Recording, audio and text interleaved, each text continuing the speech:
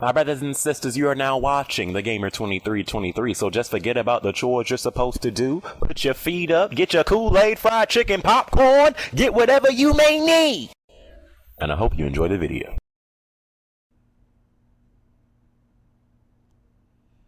Heed my advice. If you are of African American descent, if you're black, dark skin, light skin, charcoal, whatever you are, if you are black, do not buy this game. I ain't never been called an N-word so many times in my life, fam. So here we have Mafia 3, man. Finally, when I say finally, I mean, bruh. You know the type of stories that's long, but it's not like a good long. It's like a drawn out long. That's what I'm like, bruh. When is this junk gonna end? I thought I was gonna have this review out like 2 or 3 days ago, but this junk just kept on going. I'm like, bruh, end the story, you know. But here's gonna be my review for Mafia 3. I was very excited for this game. You know, going up into the release. The gameplay that they were showing, the trailers, I was like, son, when this junk come out, I'm gonna get this junk, and this junk is gonna be a game of the year content. Well, I ain't say all that, but I was really excited for this game. So I think it came out October 7th, you know, so I finally beat the game, you know. I have constructed all of my thoughts together. So I feel like it's been such a long time since I've said, is it worth the $60? I feel like it's been like I think the last, what's my last review? I think it was Uncharted, actually. So it has kind of been a while, but y'all know the deal. Is Mafia 3 worth the 60 bones to be called the N-word like every 2 minutes? Literally, I kid you not, bro. Is Mafia 3 worth the 60 bones? Let's find out.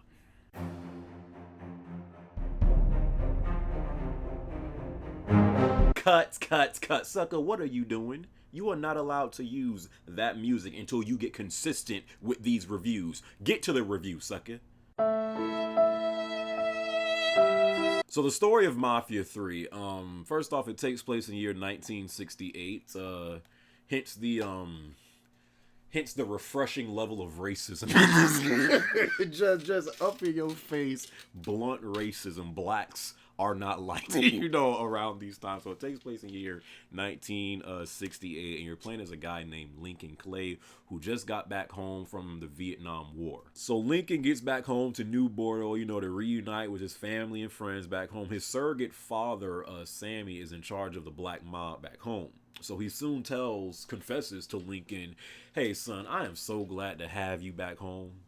You have no idea, being your surrogate father, how glad I am to see you back in the safety of your own home. I could use your help, sucker. I mean, that's pretty much what he tells Lincoln. So Sammy is pretty much up to his neck in crap. One, he's dealing with issues from a rival Haitian gang.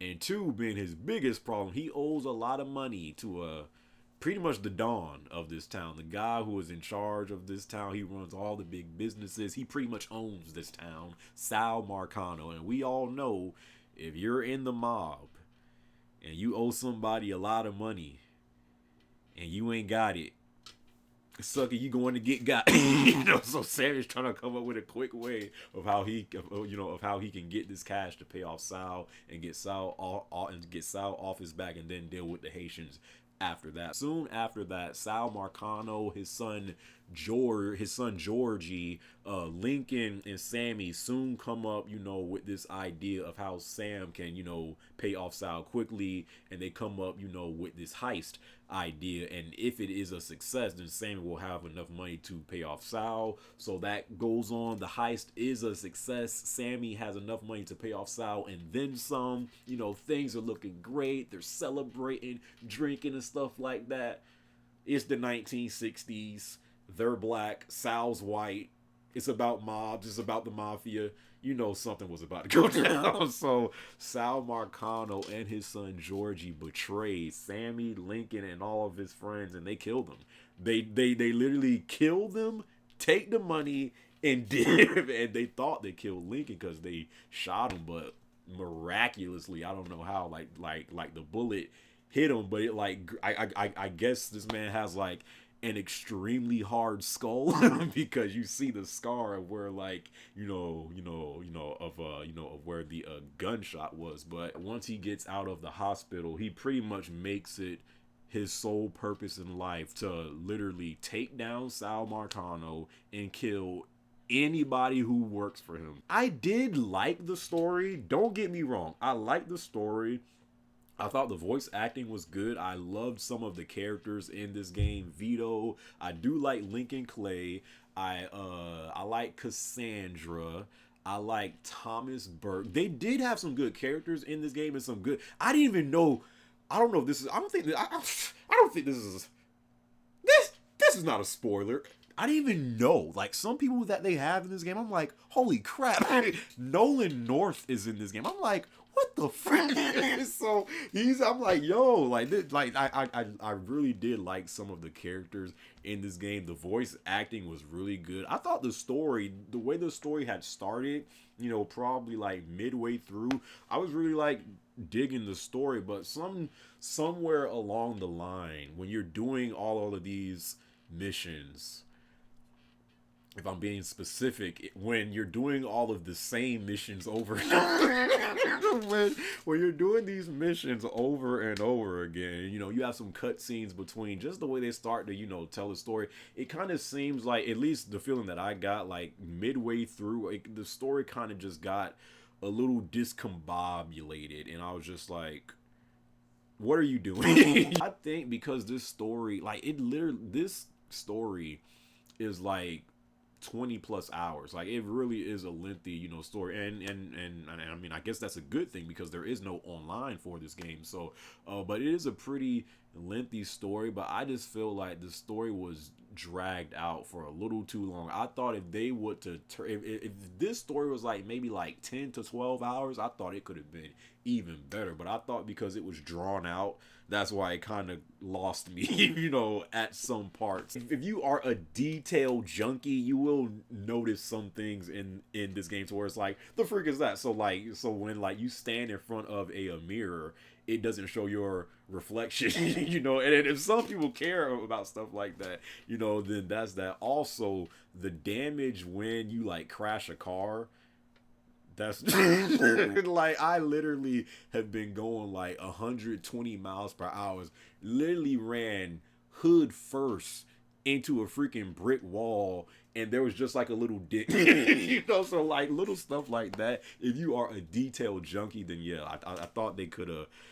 I thought this game could have been a little bit more polished, I guess. But as far as like the visuals alone, I think the game looks good. It's just like the detail in the game, I think they could have worked a little bit more on that. Again, this is set in the 1960s, so I thought it was really accurate of how people were being portrayed and just how society was back then. There's a lot of racism going on, blacks being treated like literally animals, literally, like this game is so racist. This game is so racist that when you're walking down the streets with Lincoln Clay and you pass by a cop, there's always a indicator on the game when you're close to a cop, and then like if the cop sees you, he's like, move along, nigger. Like, I kid you not, bro. Like, the game is so goddamn racist, but that's how it was back then, so you're just walking down the streets and like a freaking cop will see, he's like, morning, nigger. just stuff like that. There are some controversial things in that does happen in this game. I'm sure you guys know, because before this game came out, it it was talked about that the KKK is in this game. So they're in this game. I did enjoy that part.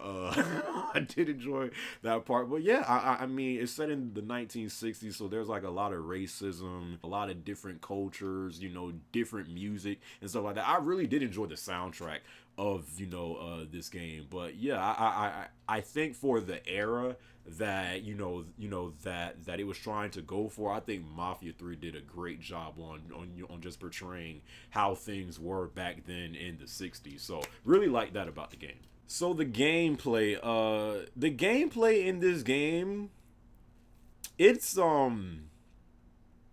good. literally almost every mission in this game, because really it's all about taking out rackets, then gaining control of those said rackets, and then you build relationships, with Cassandra or Vito or Thomas Burke, whoever, and then you are in charge of these rackets. The missions in this game are go here, interrogate this guy, go here, kill this guy, go here, destroy this truck, go here, destroy all of this guy's assets. And it's just like, it's literally that mission for for literally every racket you go to. I think there's 15 rackets in this game, and literally every mission contains like those same 4 or 5 things to do: interrogate, kill, destroy assets, and whatever. And it's just like that back to back to back. So it does get old. The mission design is repetitive. You do get that jump, like I say, 2-3 hours, and it's just like, oh, so this is what I'm doing. It's just like you're just not shocked. No, like it doesn't shock you like after a while of what you have to do. Now it doesn't always like stay on that course, but it does stay on that course for a while. But then once it does get off course and then does something different, then it's like, oh, okay, I like this mission. But then it goes straight back to interrogate, kill, destroy. So it's just like, I thought the mission design could have been better, and I think that's really what this game really suffers from. It is repetitive. As you play through the game, you can unlock new you can unlock new weapons, you can unlock new gear. Once you build up relationships, with these people within your racket, and then give them control of of that district, then they will give you new features to use, at your disposal. So there are good things about this game. But there's also a lot of, I wouldn't say useless stuff, just like, why do I need this type stuff?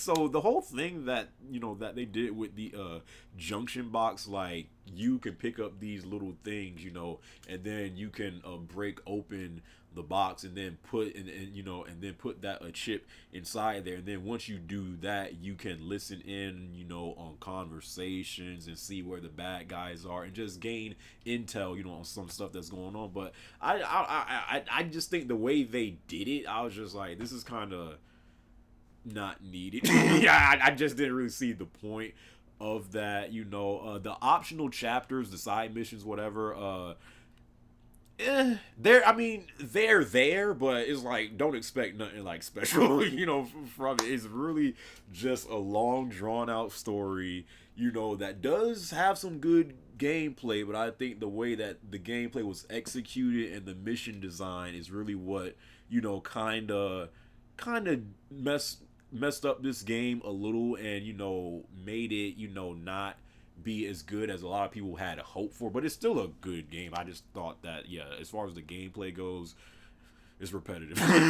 Like, it's really repetitive. So the score I'm going to give Mafia 3, I'm going to give this game a 7.5 out of 10. Now, I know today, if a game is not a 9, they're like, that junk must be trash. A 7.5 is still a good score. I don't know why all games have to be a 9 high to be considered good. The game is still a good game. It just suffers from a lot of repetition and the mission design, and stuff like that. But I don't regret buying this game at all. I still do think if you do want to play this game, I would say rent it, and then see if you like it. But I don't regret buying the game at all.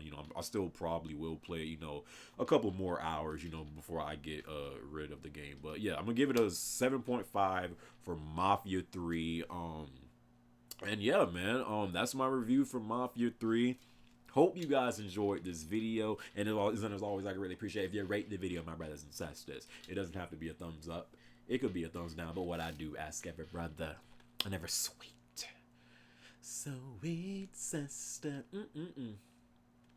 I could taste your neck. Is it just rate the video, my brothers and sisters? Mafia 3, more like repetitive. I'm joking.